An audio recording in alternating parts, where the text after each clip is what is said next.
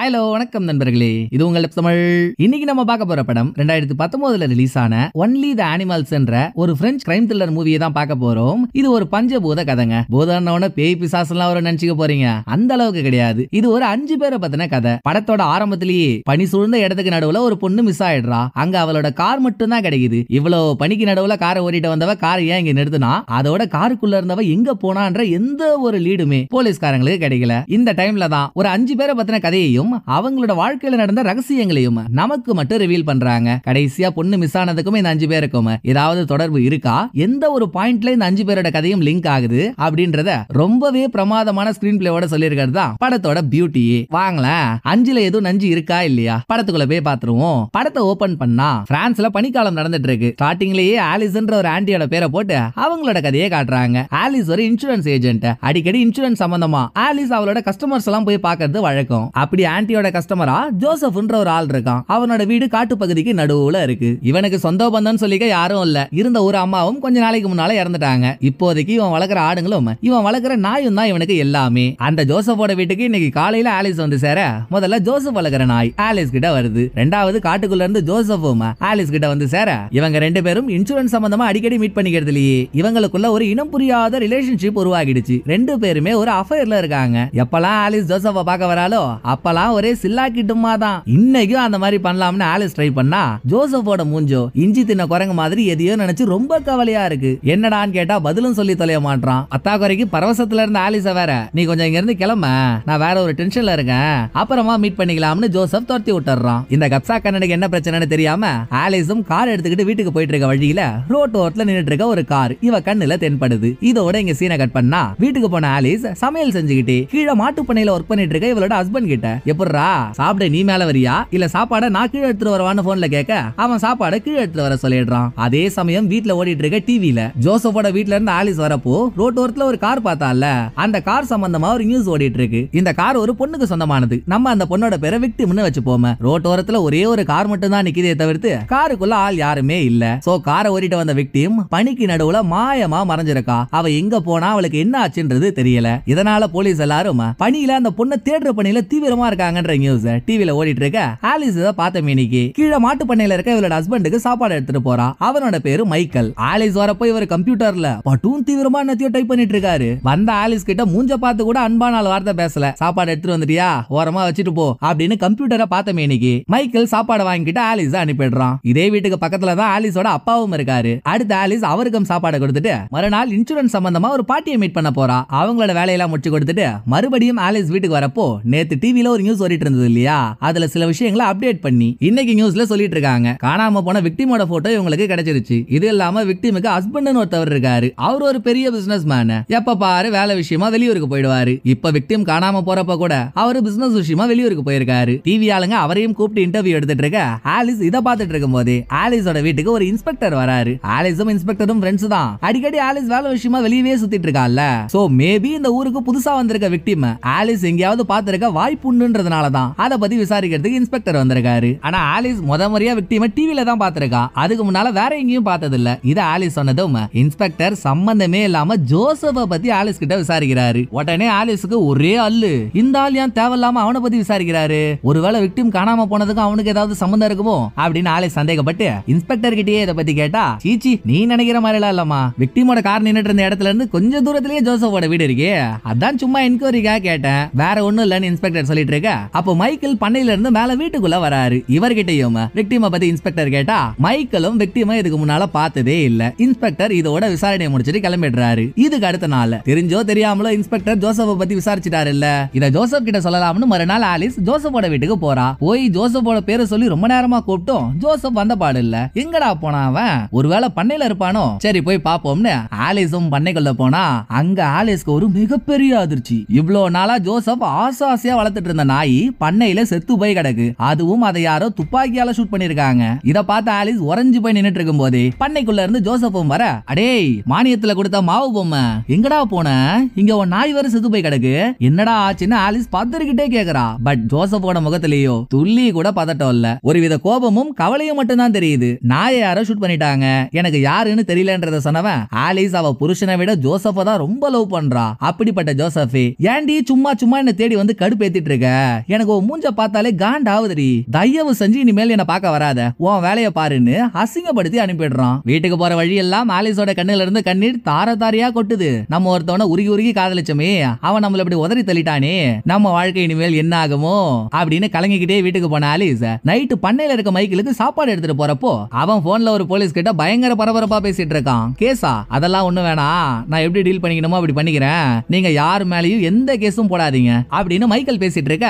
இத பார்த்த ஆலிஸுக்கு பயம் பத்திக்குது. கேஸா? யார் மேலடா கேஸ் போட வேணாம்னு சொல்ற அப்படின்னு ஆலிஸ் எவ்வளவோ கேட்டோம். மைக்கேல் எந்த வித பதிலும் சொல்லாம அவனோட கார் எடுத்துக்கிட்டு கிளம்பிடுறான். சரி போய் தொலைடான்னு ஆலிஸும் தூங்கிடுறா. அடுத்த கொஞ்ச நேரத்துல வீட்டு வாசல்ல ஏதோ ஒரு கார் வந்து நிக்கிற மாதிரி ஆலிஸ்க்கு ஒரு ஃபீலிங். முழிச்சு பார்த்தா வெளியே நிக்கிறது மைக்கேலோட காரு. கார் ரொம்ப நேரமா லைட் ஆன் பண்ண நிலைமையிலே நின்னுட்டு இருக்கு. காருக்குள்ள இருந்து யாருமே இறங்க மாட்டாங்க. சரி நம்மளே போய் பாப்போம்னு ஆலிஸ் மைக்கேலோட காரு கிட்ட போய் பார்த்தா மைக்கேல் காருக்குள்ளதான் உட்கார்ந்திருக்கான். பிளஸ் அவன் மூக்குல இருந்து பொல பொல பொல பொலன்னு ரத்தம் கொட்டிட்டு இருக்கு. இத பார்த்தா ஆலிஸோட எண்ணம் எப்படி இருக்குன்றீங்க?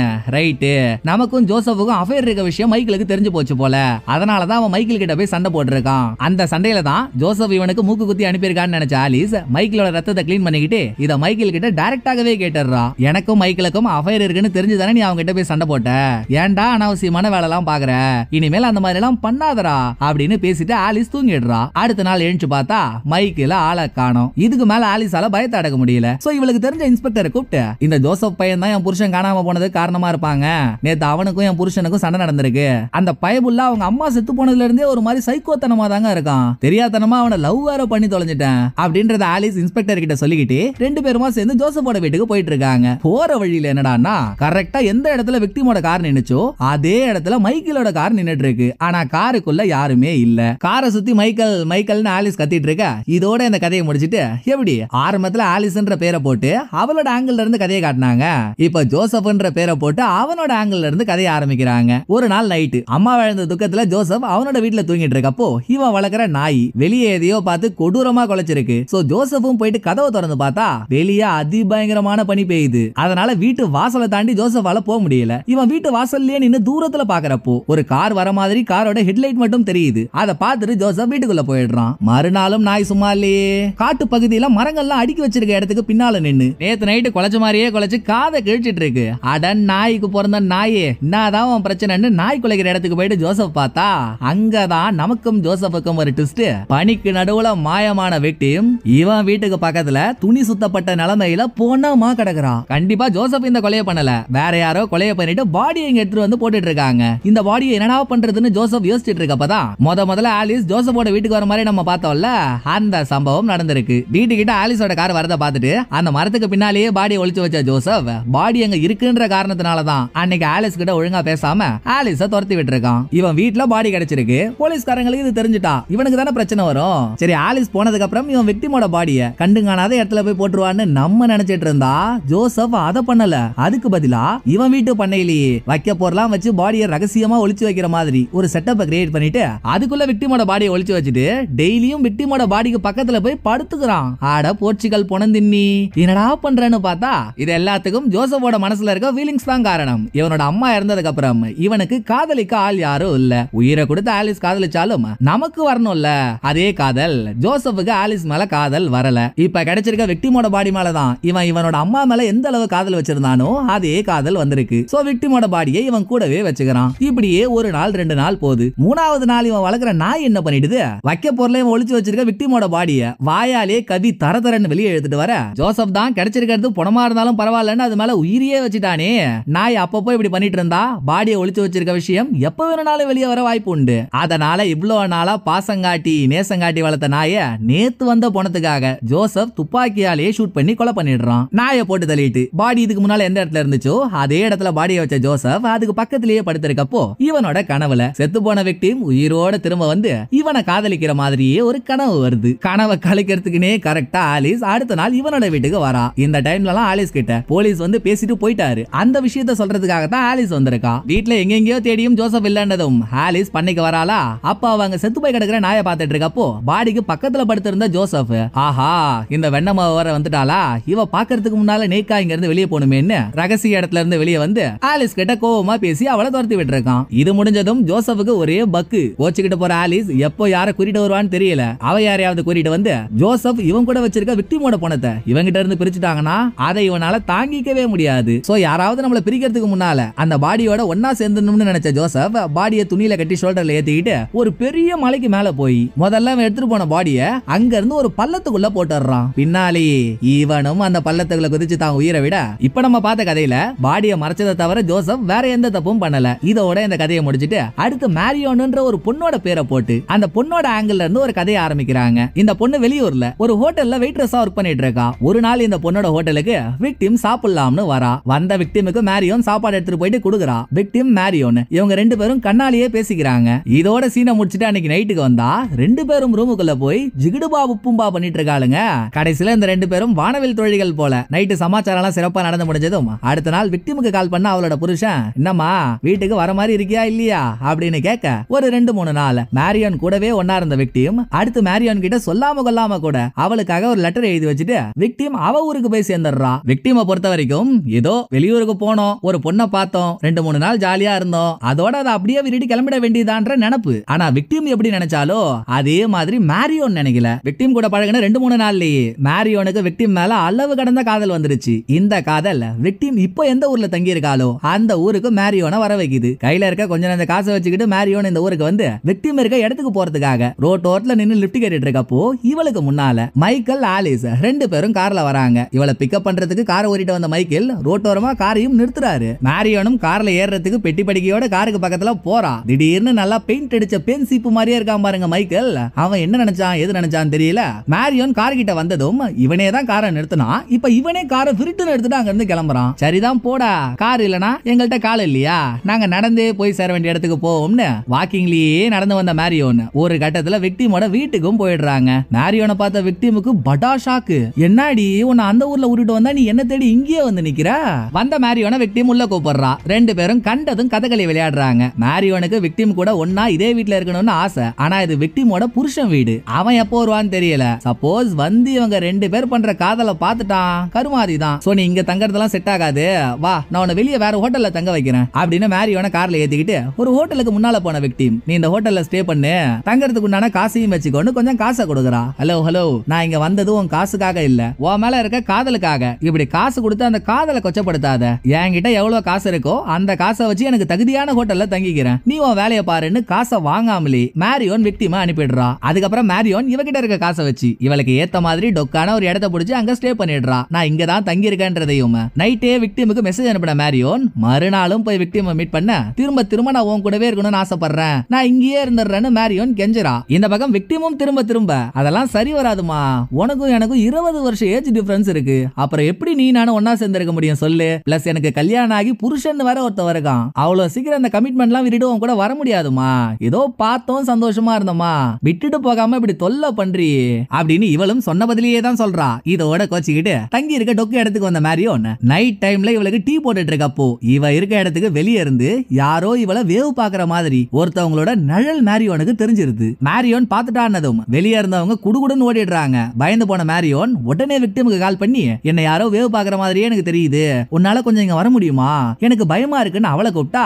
நல்ல நேரத்துல நாதஸ்வர வாசிக்க கூப்பிடுற போனி, இன்னைக்கு சாயந்தரம் தான் என்னோட புருஷன் வெளியூர்ல இருந்து இங்க வந்தான், அவங்கிட்ட நான் என்னன்னு சொல்லிட்டு உன்னை பார்க்க வரது, அதெல்லாம் சரி வராது, ஒரு நைட் எப்படியாவது அட்ஜஸ்ட் பண்ணிக்கோ, நான் நாளைக்கு காலையிலேயே வந்து உன்னை பாத்துறேன் இப்படின்னு சொல்லிட்டு விக்டிம் காலை கட் பண்ணிடுறா. விடிஞ்சதும் சும்மா காத்து வாங்குறதுக்காக வெளியே போன மேரியோன் திரும்ப இவ தங்கி இருக்க இடத்துக்கு வரப்போ அந்த இடத்தோட டோர்ல ஒரு என்வலப் இருக்கு. திறந்து பார்த்தா உள்ள முழுக்க பணம். ரைட், இவ பணம் கொடுத்து நம்மள துரத்தாம விட மாட்டா போலியே அப்படின்ற காண்டல மேரியோன் இருக்கும்போதே நைட் டைம்ல மேரியோனை பாக்குறதுக்கு கார் எடுத்துக்கிட்டு விக்டிம் வரா. எப்பவும் போலதான் நான் உன் கூடவே இருந்துறேன்னு மேரியோன் புலம்புறா. அதெல்லாம் சரி வராதுன்னு விக்டிம் கத்துறா. இப்படியே ரெண்டு பேருக்குள்ள சண்டை முட்டிக்குது. சண்டையோட இறுதியில நீ எக்கேடாவது கெட்டு போ, எனக்கு நிறைய வேலை இருக்கு, நான் அதை பார்க்க போறேன்னு இங்க இருந்து வெளியே வந்த விக்டிம் அவளோட காரை எடுத்துக்கிட்டு அங்க இருந்து கிளம்புறப்போ விக்டிமோட காருக்கு பின்னால நின்னுட்டு இருந்த வேற ஒரு காரு ஸ்டார்ட் ஆகி விக்டிமோட காரை ஃபாலோ பண்ண ஆரம்பிக்குது. ஆனா அந்த காரை ஓட்டுறது யாருன்றதை இப்ப நமக்கு காட்டல. அதோட இன்னைக்கு நைட்டு தான் விக்டிம் கொலையும் பண்ணப்பட்டிருக்கா. அவ கொலை பண்ணப்பட்டான்றது நமக்கு மட்டும் தானே தெரியும், வேற யாருக்கும் தெரியாது இல்லையா?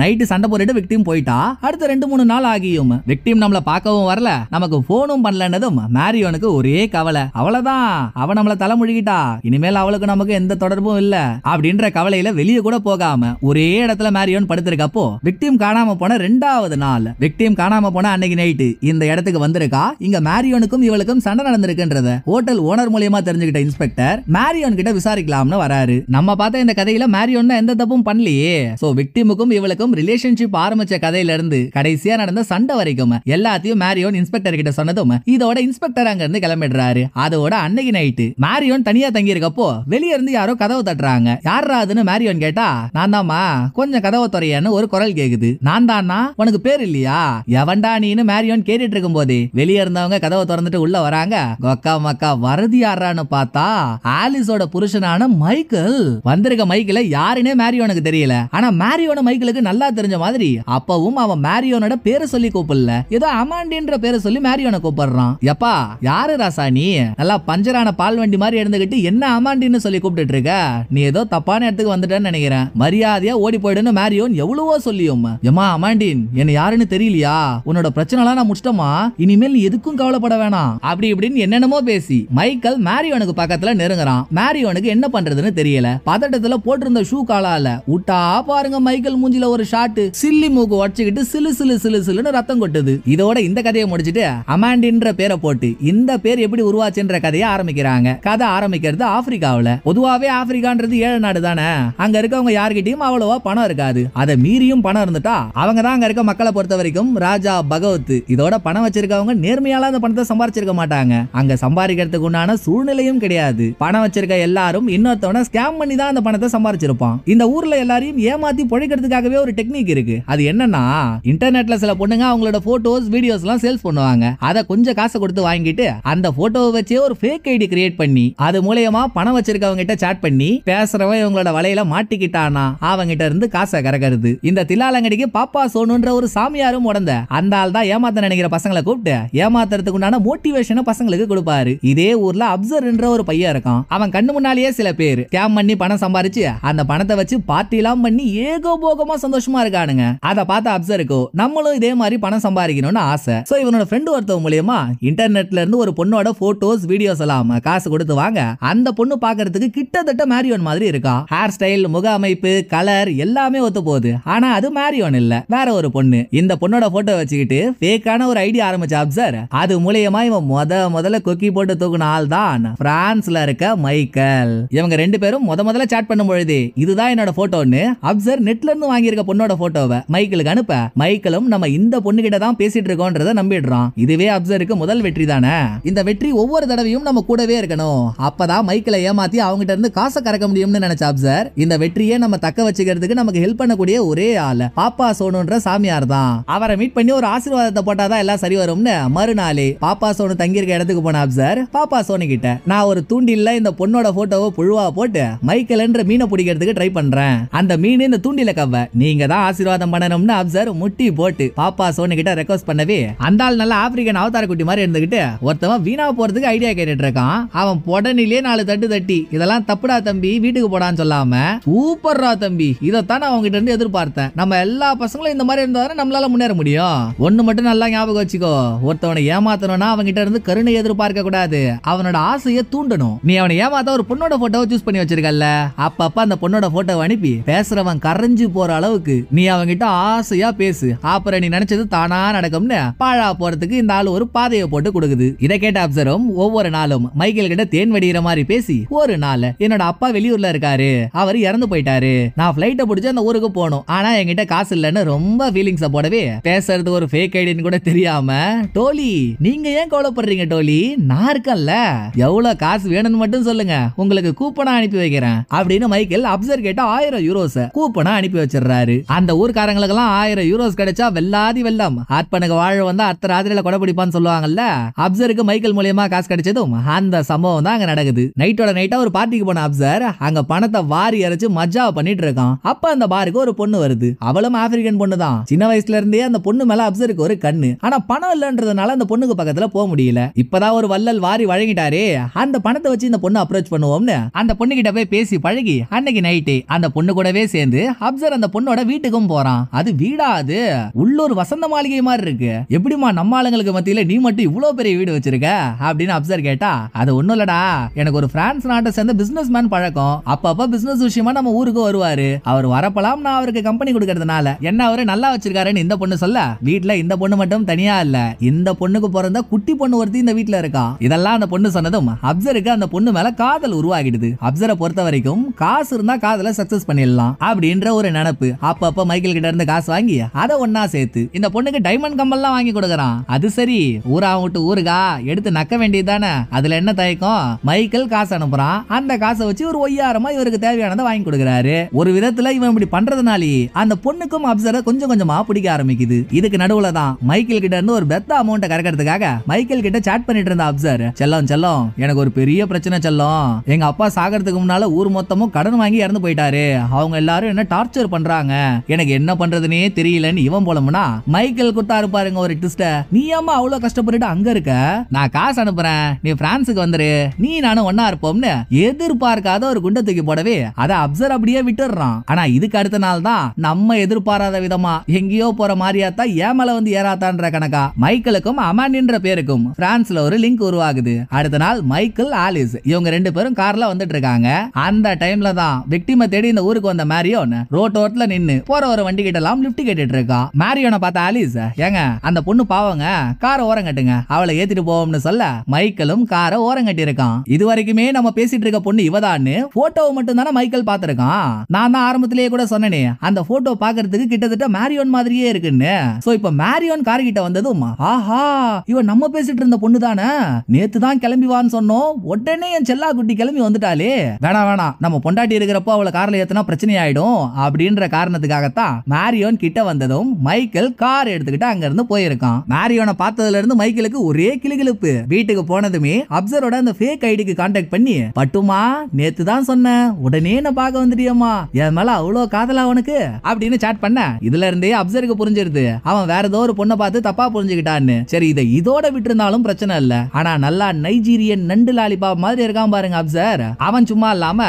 மைக்கேல் யார பார்த்து என்ன வேணும்னா நினைச்சுக்கிட்டோம், நான் இவங்கிட்ட எவ்வளவு காசு கறக்க முடியுமோ அதை கறக்காம விடவே மாட்டேன் அப்படின்ற எண்ணத்தோட, ஆமாமா உன்னை பாக்குறதுக்காக தான் நான் வந்தேன், இருந்தாலும் எனக்கு அந்த ஊர்லயும் கடங்காரங்க தொல்லை இருக்கு, அதனால யாருக்கும் தெரியாம ரகசியமா ஒரு இடத்துல ஒளிஞ்சிருக்கேன், எனக்கு இவ்வளவு காசு தேவைப்படுது, அதை மட்டும் கொடுத்தனா நல்லா இருக்கும்னு இன்னமும் காசை புடுங்கிறதுக்கு தான் ட்ரை பண்றான். ஏதோ ஒரு தடவை தெரிஞ்சோ தெரியாமலோ மேரியோன் மைக்கேலோட கண்ணுல பட்டுட்டா. இனிமேல் அவ மைக்கேல் கண்ணுல படமாட்டா, எங்கேயாவது காணா போயிடுவான்னு நினைச்சா அதுவும் நடக்கல. அடுத்த நாளே மைக்கேல் சிட்டிக்குள்ள போறப்போ அங்க மேரியோனை பார்த்துட்டு இருக்கான். ஆனா மேரியோன் கிட்ட பேசல. பின்னாலேயே போய் அவ தங்கியிருக்க இடத்தை கண்டுபிடிச்சிட்டு அடுத்து மேரியோன் அங்க இல்லாத சமயத்துல பணம் இருக்க ஒரு என்வலப்ப மைக்கேல் டோர்ல சொருகி வச்சிருக்கான். சோ மேரியோன் காத்து வாங்கிட்டு திரும்ப ரிட்டர்ன் வரப்போ அவ தங்கி இருந்த இடத்தோட டோர்ல பணம் இருக்க என்வலப் இருந்துச்சுல்ல, அது விக்டிம் வச்சது இல்ல மைக்கேல் வச்சது. இப்படி நீ இருக்க இடத்த நான் கண்டுபிடிச்சிட்டேன்ற விஷயம், அந்த இடத்துல உனக்கு பணம் வச்சிருக்கேன்ற விஷயம், இப்படி ரெண்டுத்தையும் சேர்த்து அன்னைக்கு நைட் அப்சர் கிட்ட சாட் பண்ணிட்டு இருந்த மைக்கேல் சொல்ல, ஐய இந்த ஆள் கிட்ட இருந்து நம்ம பணம் வாங்கலான்னு பார்த்தா சம்பந்தமே இல்லாம வேற ஏதோ ஒரு பொண்ணுக்கு பணம் போயிட்டு இருக்கு,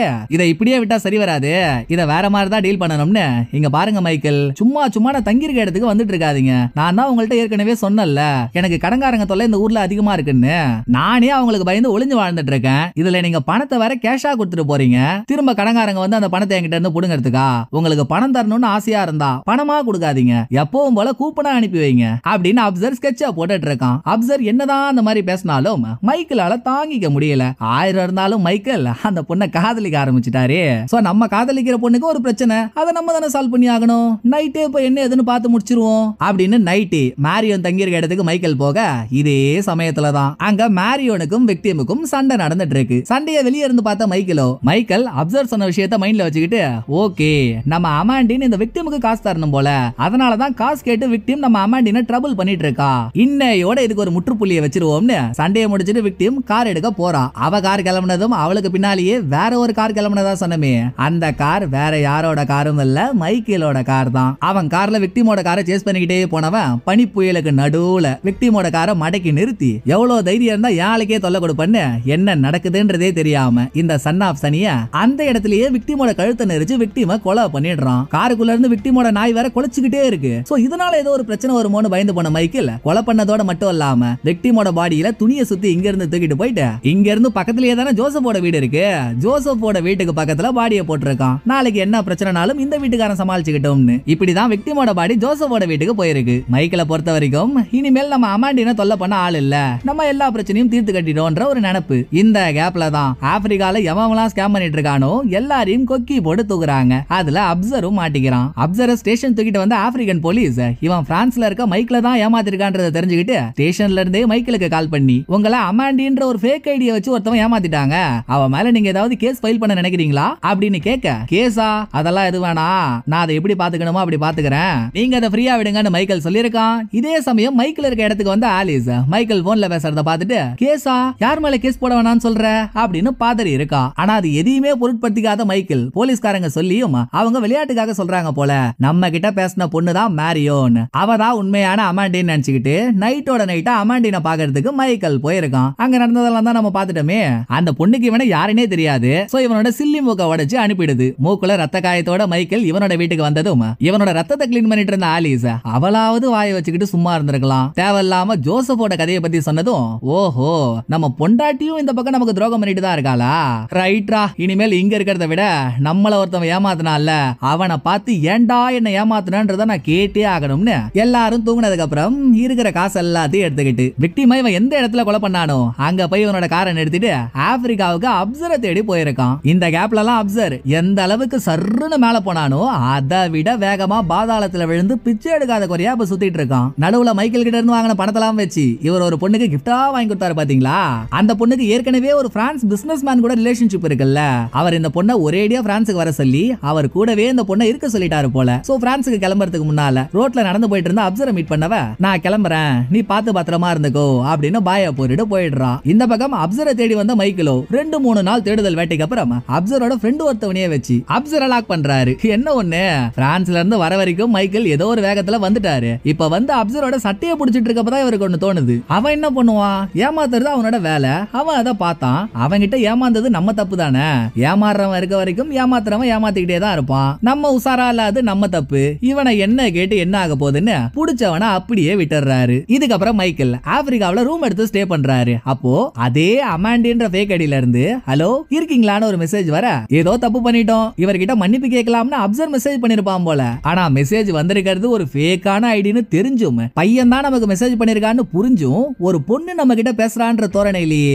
மைக்கேல் லைட்டா சிரிப்போட வந்த மெசேஜுக்கு ரிப்ளை பண்ணிட்டு இருக்க. இன்னொரு பக்கம் ஆப்பிரிக்காவுல இருந்து பிரான்ஸுக்கு போறதுக்கு முன்னால அப்சரை மீட் பண்ணி ஒரு பொண்ணு பாய் சொல்லிட்டு போனால, அவ குழந்தையோட பிரான்ஸுக்கு போய் சேர்ந்துடுறா. இவளை பிக்கப் பண்ற பிசினஸ் மேன் யாரடான்னு பார்த்தா விக்டிமோட புருஷன்.